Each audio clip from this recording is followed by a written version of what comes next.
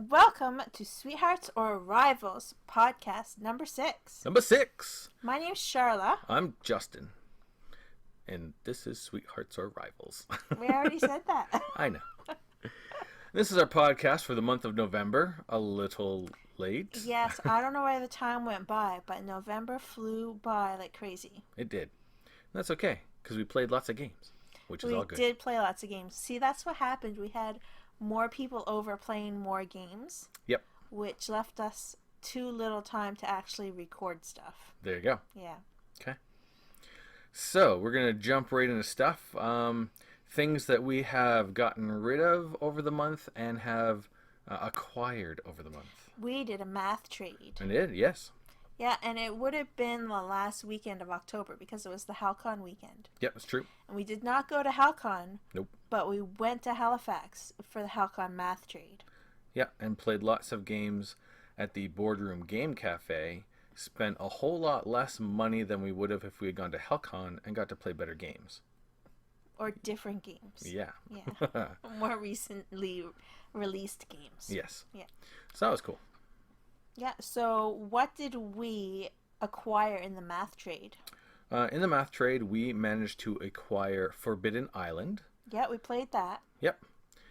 We managed to acquire Elysium, which we had actually played at the Boardroom Game Cafe the previous time we were at. Yeah, so we knew we wanted that one. Yeah. We got a Quarriors set that included the hard-to-get Rise of the Demons expansion. Yes, and it had the base game and another expansion and the Rise of the Demons. And we only put our name for it just for the Rise of the Demons. That's right. Yeah. We also managed to acquire Doomtown, the COD game. Right. Or Doomtown Reloaded, the newest version. Right. Yep. So the things that we traded away to get these things. Yeah. We traded Forge War. Yep. We traded a bundle of small stuff. It was Red November, Starflux, and some other little teeny-weeny game Smiley Face that we got in the math trade the last time. That's right. We traded Cacao. Mm-hmm. And we traded a bundle of 3rd edition Justin's old D&D books. That's right. Yep. They all went. Mm-hmm. We actually sold our copy of Through the Ages while we were at the math trade. Right, because we're going to be getting the new edition sometime. Oh, definitely. Very soon. Yeah. Yep. Yeah, so out of the games that we acquired, did we have a chance to play any of them? We managed to play Doomtown, and we also managed to play Quarriors with the Rise of the Demons expansion. Right. Yeah. So what are your thoughts on the Doomtown or the Quarriors Rise of the Demons? Well, let's start with Quarriors Rise of the Demons. It was interesting. The only problem with the Rise of the Demons expansion is the expansions that have come out since don't really take Rise of the Demons into account. Yeah.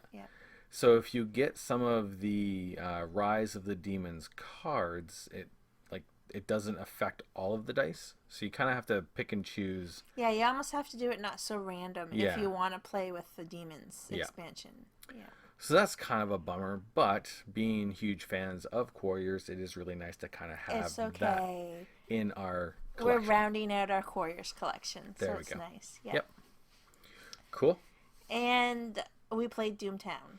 Doomtown, what did you think of Doomtown? I could not wait for that game to be over. I don't even think we finished it. We did finish it. Oh, we did. Yeah. See, I zoned out. I don't even remember what happened.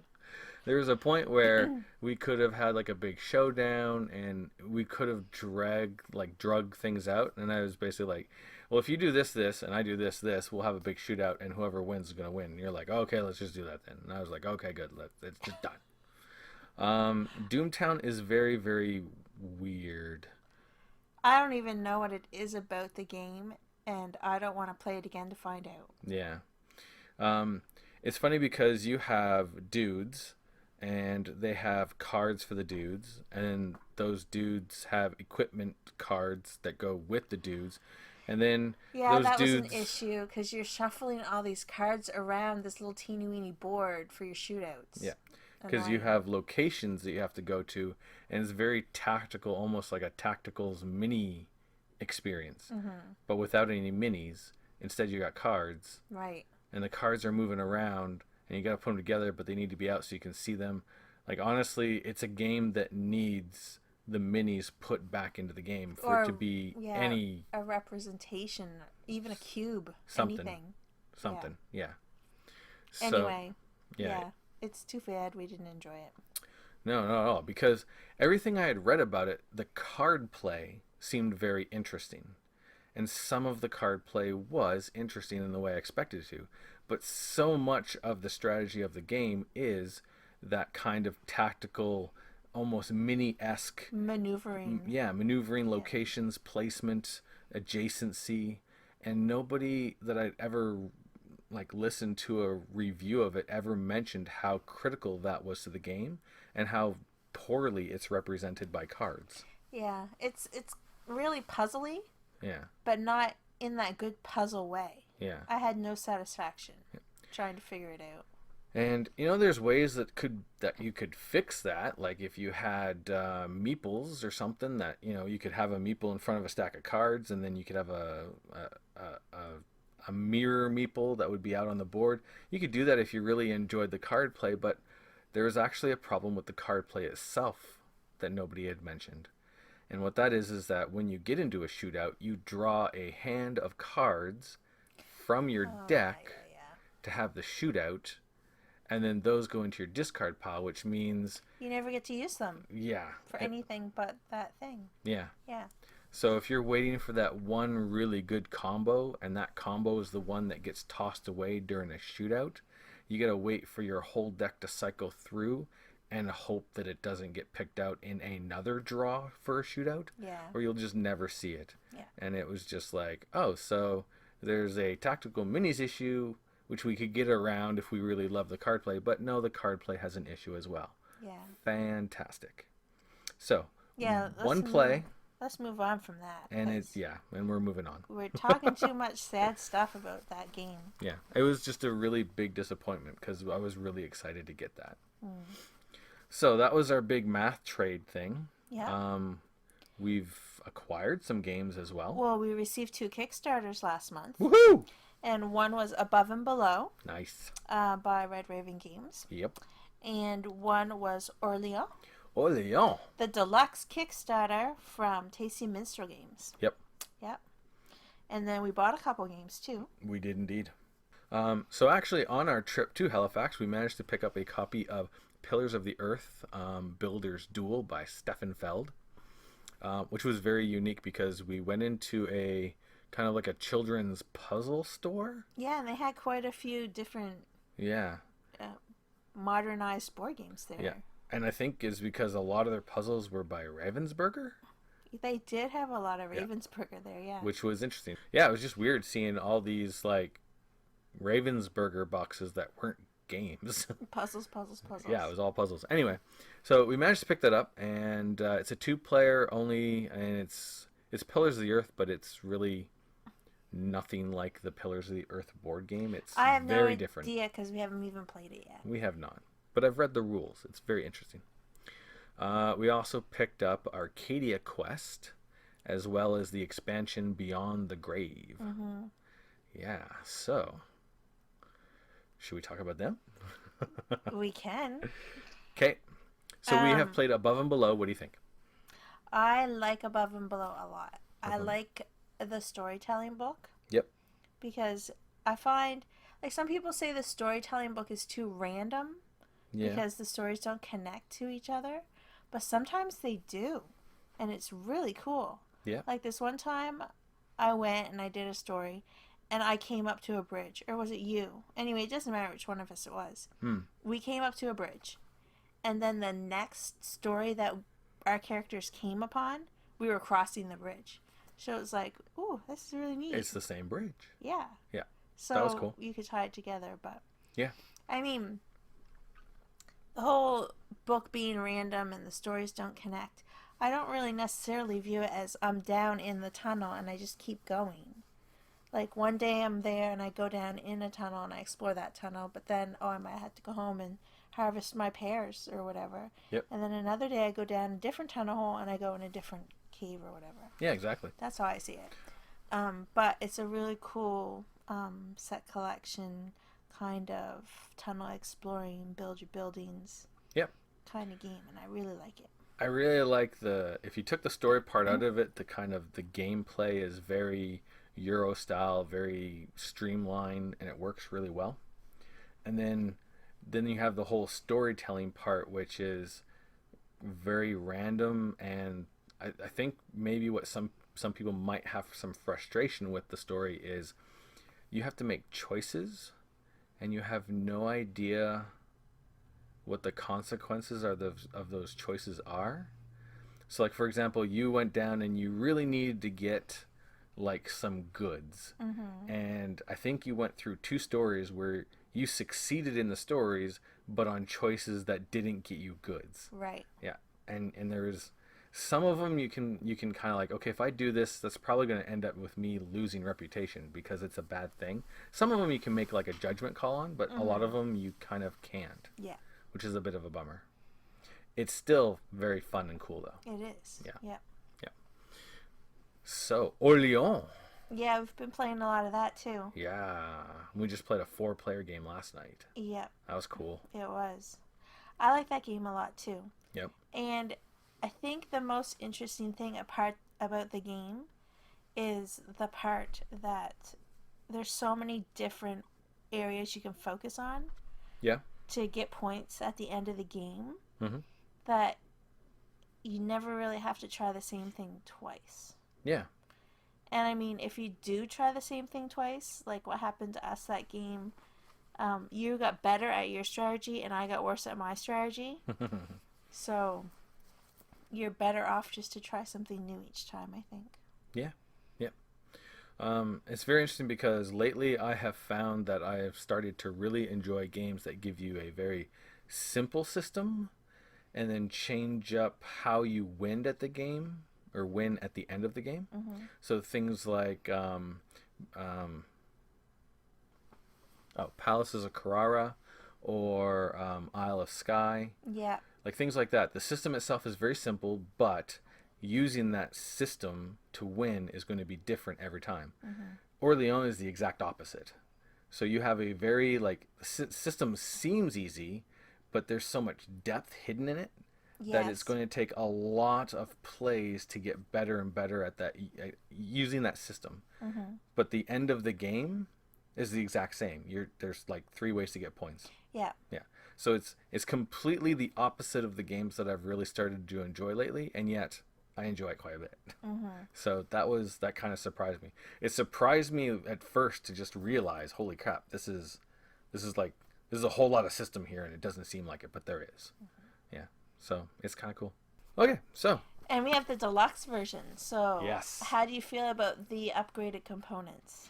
The upgrading components, the discs for your people with the stickers on them, Marvelous. those are amazing. Yeah. Yeah. The kind of wooden meeple pieces that replace the goods, I don't know. I could probably leave those. Really? Well, I like them. I kind of like the idea of reaching into a bag and drawing forth like the cardboard squares for them to place them out on the board, because there's no way you can mess them up or you can Tell them apart. Yeah. Yeah. Yep. And the other thing is they'd stack better because the pieces don't stack very well on the sideboard. Okay. Yeah. And then of course, like there's like a disconnect between what they are. Like you're looking at the wine and you're thinking olive oil. You're looking at the wool and you're thinking tobacco or some kind of leaf. Yeah. Yeah. I Like can just see what you mean about that. that's Yeah. that's the other thing. I'd almost like to just take And the very last one, it looks like a big blob of clay. yeah. Yeah. I'd almost like to take those out and just try the cardboard chits for them just to see. Well, we could try it one time Okay, well, and see. we might try it one time. Metal money, though. The metal money's awesome. Yeah. Friends of ours were over playing last night and we played and they were impressed with the metal money. And it is very nice. It is. Yeah. And then it was funny because I was looking into the expansion for Orleans. And on the Board Game Geek, there was a thread on the expansion because the expansion says up to 5 players. and the 5 players only comes with With the the deluxe deluxe, edition. and the Oh, expansion doesn't come with pieces for the 5th player. So it was actually Rado who started the thread saying, "Where's all my pieces for the 5th player?" And if you don't know about the deluxe edition, you just have the original. You actually had to buy the player pieces for the 5th player separately from their website. you can't see me, but my mouth is opened. It was crazy. Oh my. So I was I just, didn't read that thread. yeah, it was weird. I was looking at some stuff, and I ended up finding out about, if you didn't get the deluxe edition, there's actually, you can buy a fan upgrade kit from DLP Games. I think Well, it's that's DLP. good. It's good that they made that available Yeah, if they're going to have an expansion for up to 5 players. but it's, But to not research it and not know about it and get the expansion and yeah, then say, what the hey? yeah. Where's Where's my my fifth number player? 5? Not that it's that big a deal for people who play just 2-player games, but still, it was kind of Yes. surprising. Yeah, yeah. It's a little, yeah, they should. Now, what surprised me when I found out about this fan upgrade pack is the little personages of power that we have that are blank. Yes. They have stickers. Instead of the little cubes that mark your progress on the progress, What do you have? they have little meeples with stickers. Meeples with stickers? Yeah, they've got like the fan upgrade like blows the deluxe edition out of the water. Really? It's crazy. Not out of the water. Do Well, they replace your money with metal money? that I don't know. I didn't see Well, that. you should. Do they replace the good chits with meeple chips? Chits or whatever? The people that you put in the bag? No, your wheat and your cheese and your That I don't wine remember. and your. I do know that they did replace the people from your bag with the discs and the stickers. That's wow, impressive. Yeah, I know. I'm So, impressed. we Color have the me deluxe. impressed. We have the deluxe version, which is awesome, but there's actually a version out there that is better. That's deluxier. Deluxier, yes. Oh dear.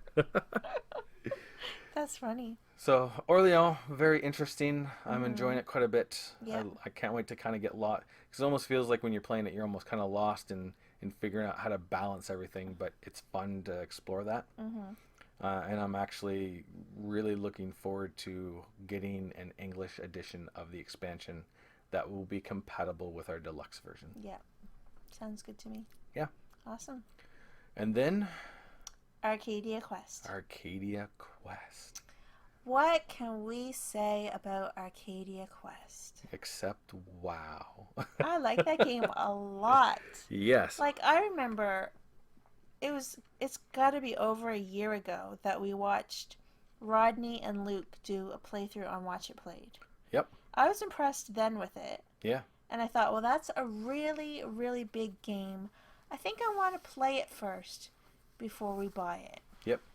And the opportunity for us to buy it just never really came up. around. Never had the opportunity to Never had play an it. opportunity to play it. Yep. No.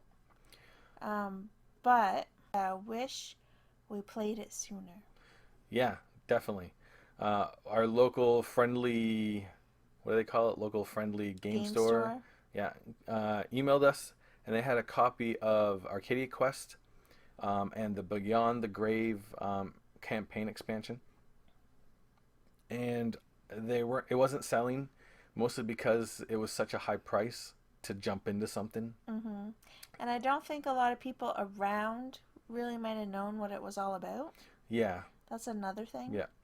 So he emailed us and said, I know you guys are into games and you do a lot for the local gaming community, so yes, this is expensive, but you know what? I just want my money back, so I'll give it to you guys for this really awesome price. Yeah. And it was kind of, he actually said it was kind of like a thank you for all we do for the local gaming community, which That's is awesome. It was awesome. So we were like, sure. And we bought it and we played it and it was awesome. It is awesome. And I don't generally like a tacticals minis kind of game. No, can't stand tactical minis games. But the way this game is set up, it doesn't even feel like one. And I don't know why that is. I don't know. Maybe because you're moving spaces on the board and Yeah, moving spaces. You're not moving, like, you don't have to use rulers or like distance markers or anything like that. But you've still got little character sheets and you're still rolling dice versus dice for your combat. Yep, it's true.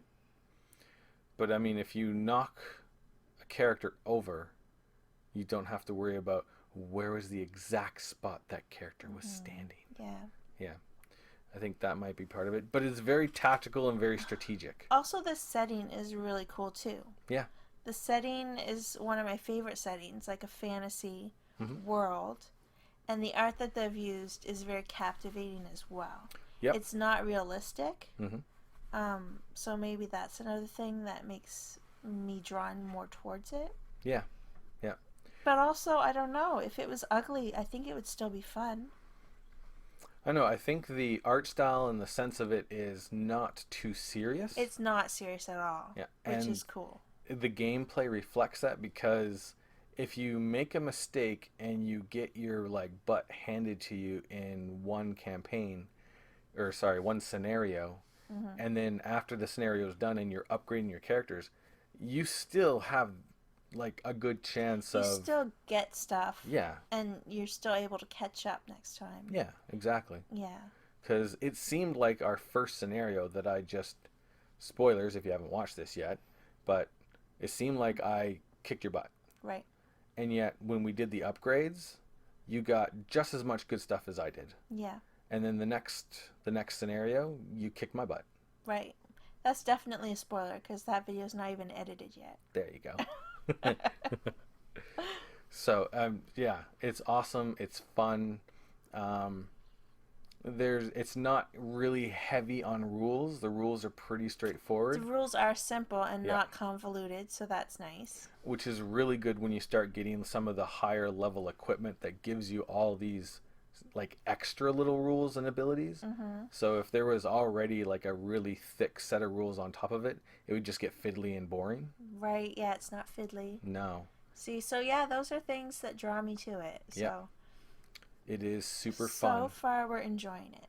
Fun enough that the Kickstarter campaign for the expansion / base game part 2 of Arcadia Quest Inferno, we backed it and spent quite a bit of money on it. Yeah. Well, we might have spent more money if the exchange rate from Canadian to US was a little bit better. That's true. Oh, that exchange rate just is a punch in the face right now. Yeah. Yeah. This is probably the biggest Kickstarter we've ever backed. Yeah. But it's also like the only Kickstarter we've backed in like a long time. Yeah, because of the Yeah, the exchange rate is just not good. is in the tank. Yep. Anyway, that's an aside. Yep. Arcadia So- Quest, definitely a game we have played a lot of lately. It is. And it is And awesome. we just gave away our whole review. There you go. Awesome. Sweet. So, what else do we got? What else have we been playing? Stuff that we've played for Well, this month. when we went back to the boardroom for that math trade, we played some games we were kind of interested in. Mm-hmm. We got to play Flick 'em Up, which isn't Yup. ever really our kind of game. It's a Dexterity. dexterity flicking game. Yeah. And then we got to play Colt Express, Yep. which I had played here and already knew that I had hearts for it, but Justin got to play it for the first time. Yep. And we got to play Augustus again because we liked that one quite a bit. And we had friends with us and they'd Yep. never played it. And we got to play For Sale because we wanted to play that. It's supposed to be one of the best filler games. Yep. And we played Red 7 because last year at BGG Con, Rodney loved it. That's right. So we wanted to see what all the hype was about. Yeah. So 1 year later, we got to play it. Anyway, what was your favorite game that we played at the boardroom? My favorite? Yeah. Colt Express. I think I have to say Colt Express for me as well. Yes. But also, as an honorable mention, the Flick 'em Up game, I had more fun than I thought I would. I had more fun with that than I thought I would, but don't have no desire to buy it. To play it again? No. Well, not I'd really. play it if someone had it, but Yeah. I don't think I would buy it because I think it's kind of expensive. Yeah, it's a lot of wooden pieces It's and big props and stuff. yeah. Yeah, if somebody pulled it out and set it up on the table and said, "Hey, I want to play," I wouldn't like turn my nose up at it, No. but I wouldn't seek it out, and I certainly don't want to buy it. The only game that so far in my life, there's two. I'll just say it right now. Okay. If someone told me, hey, let's play this game, I would say, I'm going to wash the dishes. It would be Heroes Wanted Okay. and Doomtown Reloaded. The end, just saying. There you go. Okay. So, Colt Express was your favorite, eh? Cold Express, yes. I was really surprised by how fun the game was. It's very chaotic. It's not random. It's chaotic because everybody is changing stuff left, right, and center with all their cards. Mm-hmm. But just the random setup and it's fairly easy to play, but there's lots of like crazy stuff going on. Mm-hmm. Yeah, it kind of reminds me of Libertalia, in that you're choosing a card to play, and in your mind you're thinking, okay, if I play this, then I think these people are going to do this, and this, which means I could play this. And then of course everything blows up in your face, and it's just a lot of fun. I loved Colt Express. Yeah. Yeah, I think even though we have friends that have it, I think we should maybe get it. Yeah, definitely. I don't know how great it would be as two players. I don't know. We're gonna find out though. Yeah, but although it reminds you of Libertalian, I can see what you're saying about that. Hmm. I would play Colt Express 100 times over Libertalia. Yeah. That's how much fun I have with it. Yeah. There's a very very cool tactical, like aspect of Colt Yeah. Express, And when I saw it on reviews and stuff, I thought, well, that's just gimmicky, and I dismissed it. but it's actually pretty cool. Yeah, the first time I played it, I was like, yep, I was 100% wrong about this game. It's good enough that for the board game club that I'm running at the junior high where I work, we're putting an order in for games for the games library of the school, and Colt Express is on it because I know that they are going to love playing that game. Yeah. Cool. Awesome. So there were a few other games that we want to mention that we played last month. Yep. We played Yido, and we Yep. played Camel Up, Mm-hmm. and we played quite a few games also of Kingsburg. Yep. So, do you have anything you wanted to say about any of those three games? I really enjoyed Yido. I remember when it came out and everyone was saying, if you liked Lords of Waterdeep, this had the same feel but was more thematic and more like they had more depth to it. Mm-hmm. And I really enjoyed Lords of Waterdeep, so then I just kind of dismissed it, Yeah. and I kind of wish I hadn't. It is like a grown-up's version almost of Lords of Waterdeep. Yeah. Like, you feel like, okay, I know Lords really well, and then you graduate up to Yeah. Yido, kind of. Yeah, it has the same kind of Lords of Waterdeep theme feel, but there's Kind of, yeah. a lot more mechanisms, a lot more interconnectedness. Not And- the same theme, though. Well, it has that theme of you are a lord in a city doing things to become the best lord in the city. Oh, okay. Yeah. Because I was thinking Waterlords is a fantasy and Yido is like a ninjas. Yeah, it's like a Western fantasy versus an Eastern fantasy. Oh, I see. Yeah. Okay. Yeah, it was awesome. I really enjoyed it. Played another game of it with some friends, and I had a really good time with it. Mm-hmm. There's lots of. It doesn't seem like there's lots of ways to win, but there's lots of different ways that you can win that game. Mm-hmm. So it was It's very very cool. interesting, yeah. It needs more exploration for sure. Yeah. Yeah. What about you? I would just say Camel Up. Mm-hmm. I was actually pleasantly surprised about that game as well. Yeah, I didn't expect anything from that. Yeah, but it's more of a fun. It's not really a filler. Probably took about an hour for us to play each game that we played. True. And we played with 5 one time. Yep. And 6 the other. Yep. And yeah, it was really like betting on those camels and all the chaotic randomness that comes about because of the dice. Yeah. And then when you put there's tiles you can put on the board that can either push camels behind or push camels forward. Trying to calculate and play the odds that's always fun actually.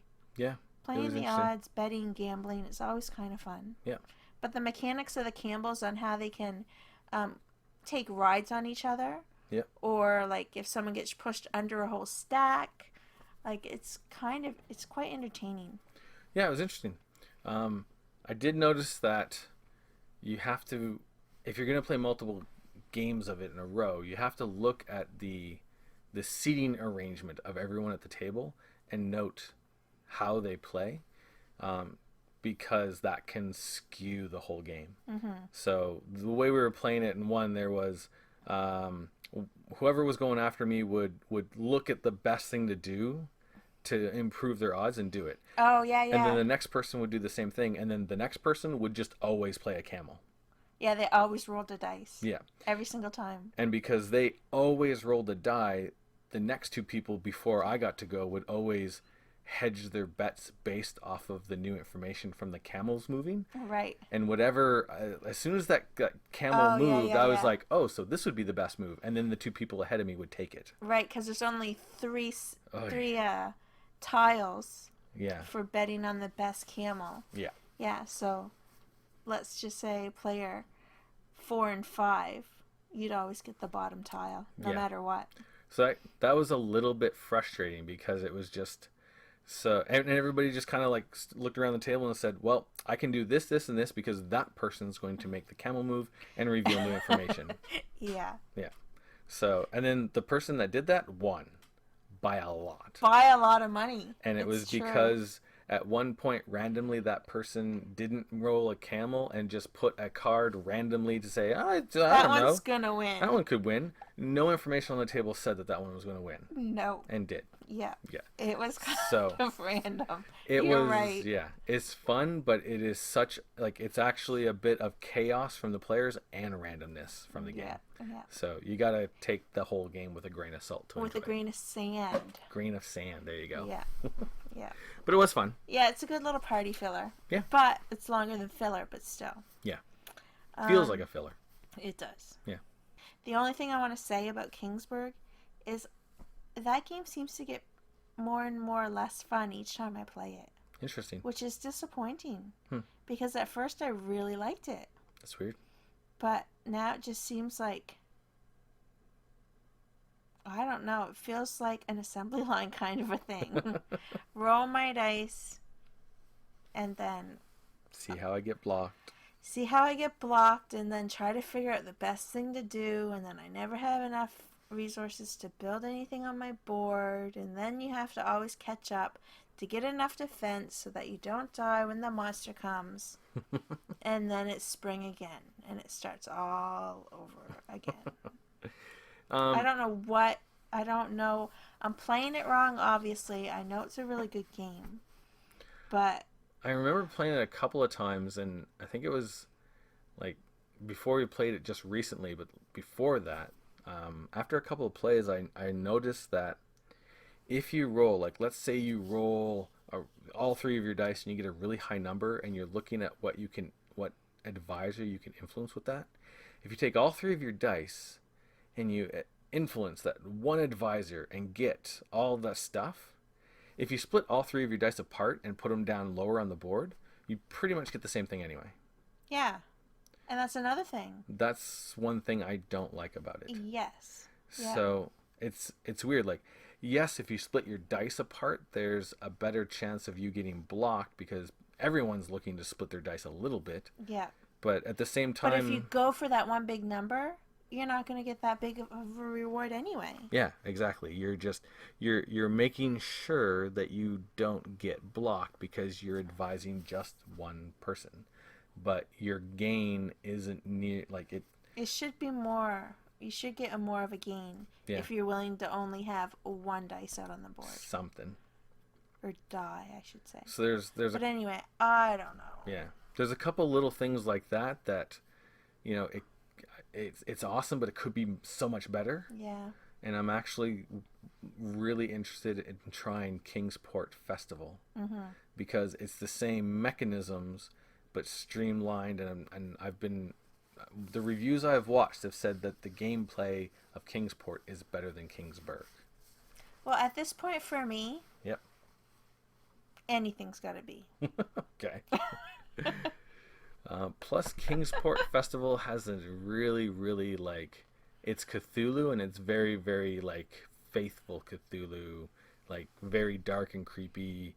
So I know that's not your cup of tea, No, I don't like that kind of tea at all. but I'm more I kind of like it, a sweeter tea kind of girl, but and we have friends that would probably really like it. yes, yeah, that's true. Yeah. Yeah. Yep.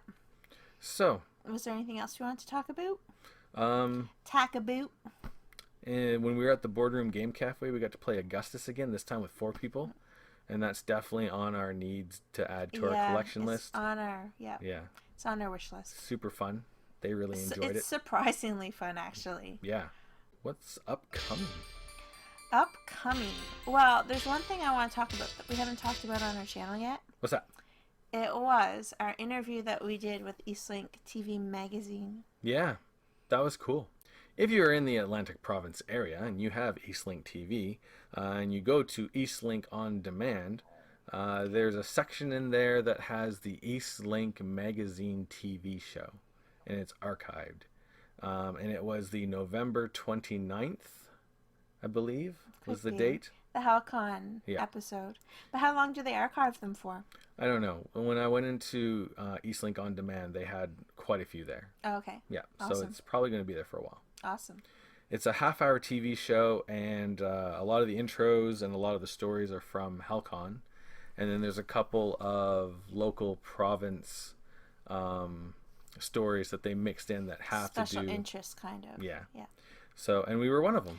It's so exciting. I was so nervous when they came over. And they said to me, "Why are you nervous? You're in front of the camera all the time." I said, "I'm in front of a web camera. I don't have anyone attached to the operations of it." And the viewers on YouTube they're like you watch it on the internet. So everything on the internet is virtual. But I mean, the viewers for Eastlink TV you're sitting at home and you're watching a television. That's different to me for some reason. Even though it's identically the same. Yeah. In my head, it's different. And I was so scared. But it turned out way better than I thought it was going to. Yeah, it was good. I thought it was funny that he was here for 2 hours shooting footage for a 3 or 4 minute story. Yeah.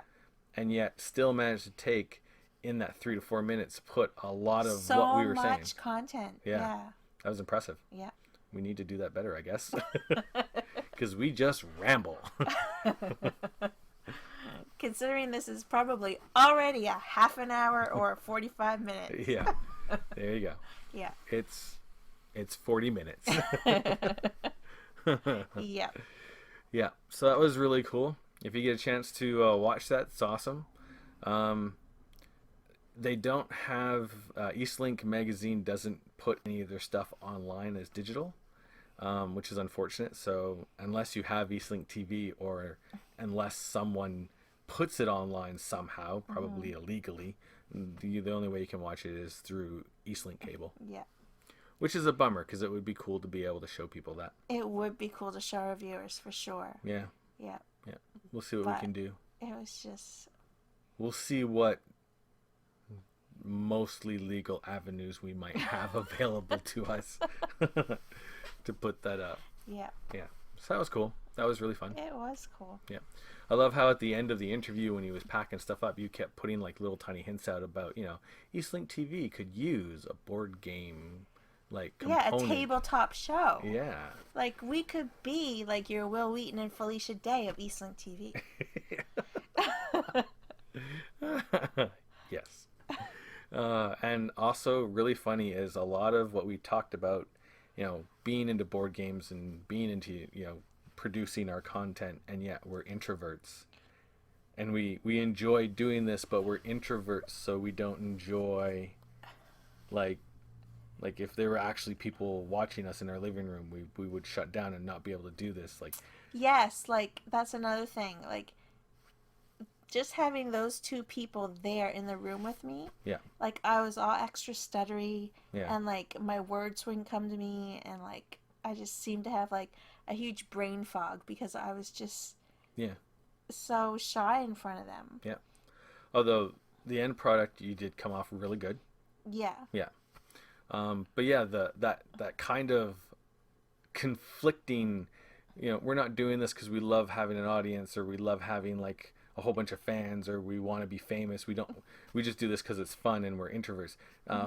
our interviewer had a hard time wrapping his mind around that. Yeah. He kept asking about that. I don't know if he actually believed us that, that we actually were No, being honest or something. I, I don't think he believes us either. But that's okay. I But just thought it this was to funny. me, it's an extension of our hobby, Yeah. and it's an extension of us sharing an experience together, and that us putting it out there becomes public. That's the part I just don't think about. Yeah. But making the videos, actually recording them, and then editing them, and like, that part of it, Yeah. I also find that really satisfying and gratifying, and I feel really proud of the stuff we put out. Yep. So that's like all the part that I enjoy. Yeah, absolutely. So, and then whoever loves us out there on the make believe internet, that's just a bonus for you guys. Because we normally wouldn't do something like this. So yeah, so that was cool. That was really fun. We also got to play a game online. That was really hard for me to do as well. But I had Justin there coaching me on what to type, so it was kind of fun. Yeah. And what was that? It was code names. And when Rado and Jen played code names, they had a live play so that they could do their run through on his channel. We were part of the YouTube comments audience. Yeah. And we got to play with them a game of cool. code names. And it's funny because there was a couple of things where it's like, okay, we need a clue, and then you would like say, we should put this as a clue, and then you would not. I wouldn't type it. Yeah, you would No, not. I was so like, number one, I'm a little starstruck with Rado, and number two, my online presence, I have a lot of anxiety actually typing and leaving comments. Like Justin does all of that for the channel. Yeah. So I was just like, no, I'm not really even here. Yeah. But So I grabbed the keyboard and immediately like, "Da-da-da-da-da, here, do that." And I think 2 or 3 of your suggestions they were used and went through. It was so exciting. A lot of people were like, "Yeah, well, she said that sounds good." Yeah, that was cool. It was neat. And actually, it really gave us a good sense of the feel of code names. Yeah. And I think they might have made us want to get a game of it. Yeah, I had absolutely no interest in it Me until we played that. And it still makes me a little nervous to get it just because Spyfall was so hyped up. Yeah. Hype. Like, that was hyped through the roof on how awesome it would be as a party game. And it sounded awesome. It sounded awesome, and we could envision us playing it awesome. Yeah. But when we brought it to a few different groups to play it, like they said they had fun, they did not look like they were having fun. Yeah. So, I don't know. I feel like it didn't live up to the hype, and it on all the 3 groups that we tried it on, it fell really flat. Yeah. Yeah, everyone said they enjoyed it. We even had a couple people like request we bring it again. But it's so reliant on the group of people that you are playing with. It is, and I think if you know each other really well, Yeah. you're going to have a better time with it. Yeah. Whereas a lot of the groups that we bring together, like, we've got basically 3 different groups we game with. So I think if we strictly stayed within each group, it would be cool. But sometimes we had it when we were like having everybody over. Yeah, so the groups were all kind of intermingled. And nobody really knew each other that well. Nobody really knew each other, yeah. Super well. And that could have been an issue. Yeah. For how the game kind of didn't seem to be fun. And there's a lot to the game that is open to interpretation on what is the best way to play. It's true. So you might be thinking in your mind, okay, this is what everyone should be doing, and another person's thinking something completely different, and then there's no way you'll ever match up and be able to figure stuff out. Mm-hmm. So. But I think Codenames has more of a structured rule set, Yes. maybe. Yeah. So that's going to be better. Yeah, I agree. And I'm kind of disappointed that when we were at the Boardroom Game Cafe, that we didn't actually get to play it, because we grabbed the box, and then actually the table beside us said, well, you can't play that with 4, you need more than 4. We didn't even open the rules to find out that there was like a smaller player variant that we Yeah. could have played. Yeah. Which is kind of how they were playing on Rada Runs Through. Yeah, as like a cooperative. Yes. Yeah. Yeah. So that was disappointing. Yeah. Looking forward to trying that because it does look really cool. Mm-hmm. And And I think that one might work out better for us, maybe, yeah. than Spyfall. Yeah. And if so, we can always, I don't know, we could always either get rid of Spyfall or I could always incorporate it into my your English stuff. Yeah. Yeah. English studies. Yeah. For my junior high class, I have a unit of board games that are solely about the communication as part of their communication mark. So Spyfall would work for that if I tightened up the rules a little bit. Yeah, and certain locations you probably have to take out, but yeah, absolutely. Anyway. Yeah, so now we rambled on for 47 minutes. Woohoo! Well, when you edit it, you might be able to cut it back a bit. Yeah, 46 minutes. At least. Yeah. Excellent. So, hopefully in December, we are going to get another podcast out because this one is technically November's and it's very late. Very late. Yeah. Yeah. And we are also going to probably just after the new year or maybe before the new year do like a year in review. Yes. Well, we did that one last year as a video. Yeah. And I think this year we would do like a video and then turn that into a podcast as well. Yeah, absolutely. So there'll be one for sure in December, maybe two if the year in review goes up early. Yep. If not, there'll be a year in review in January and a podcast for January. There you go. Yeah. And we're also going to upload, we did a series of videos of our top 50 games of all time from our collection. Right. It was actually top 50 games that we would keep in our collection if we called it. If we had to call it down to 50. Because I did not feel confident enough to say games of all time because I have not played enough games yet to put that label on a list like that. Nice. Yeah. So those are all up on our YouTube channel, but because it's just us talking, very easy for us to just basically produce those again as podcasts. So those are going to go up as well. And as soon as we get a reliable host that doesn't cost us a lot of money per month. That's another issue we had too last month is that we found out that the host we were using, we weren't able to upload any more podcasts to it. Yeah, it had a limit of 3 hours that I didn't know about until it was full. Right. Which was dumb. Yeah. So. You mean unfortunate? Unfortunate. It was unfortunate, yes. I have a lead on another one that we can put all of our stuff up at once and then for free upload one per month for free, which is what we want to do anyway. So if we can do that, we'll also be able to have all of our podcasts go live on iTunes. That would be awesome to have them on iTunes. Yeah. Because then we could say, Sweethearts Are Rivals Podcast, on iTunes. Yeah, that'd be that awesome. That sounds really professional. It does. The way you said it sounded professional. Awesome. I love sounding professional. There you go. Well, this is Justin Killam and Charlotte Killam. Signing off. Thank you for watching Sweethearts or Rivals podcast number 6. You said watching. Oh, yeah, okay. My professionalism just went right out the window. Down the toilet bowl. Yeah. Sounded good, though. You sounded like a radio broadcaster. Yeah, it was good. Yeah, so thanks for listening. Thanks for listening. And you can catch us on all our stuff, the YouTubes, the Twitters, the Facebook. Yeah.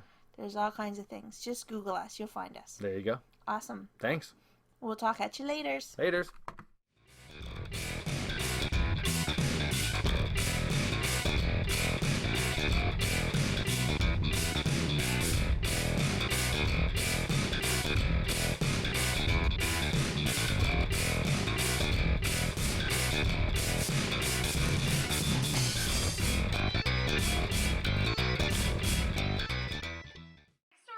About board games, and I'm not talking about Monopoly or Sorry. These board games are creative, highly competitive, and to be honest for me, confusing. A couple in Yarmouth has created a web series to explain the ins and outs of some of today's most popular games. Here's more.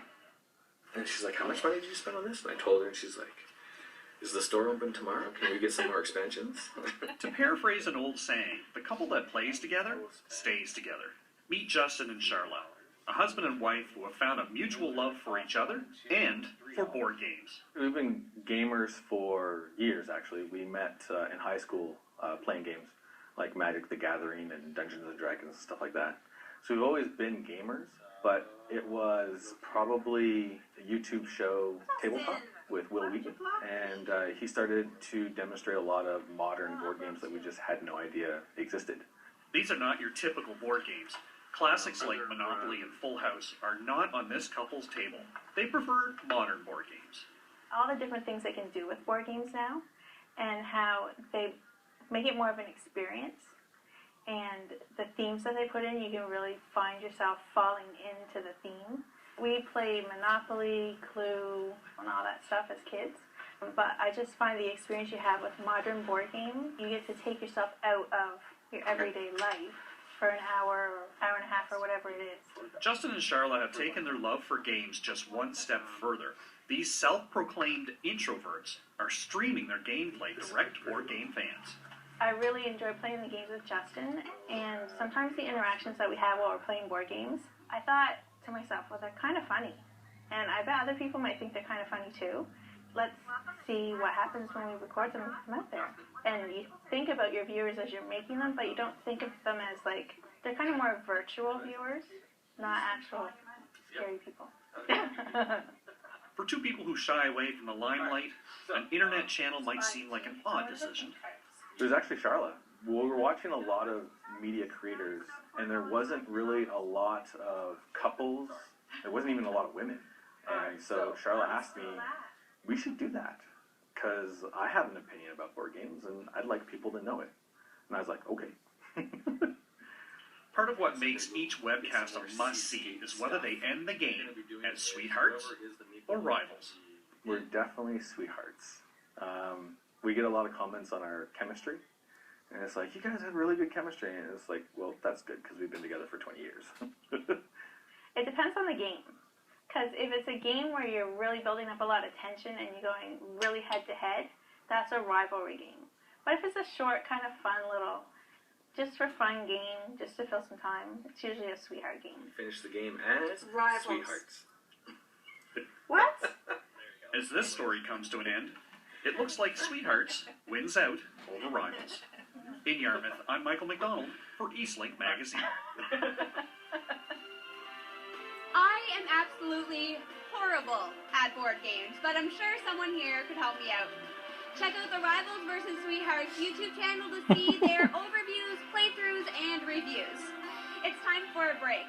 There's more HowCon when we come back.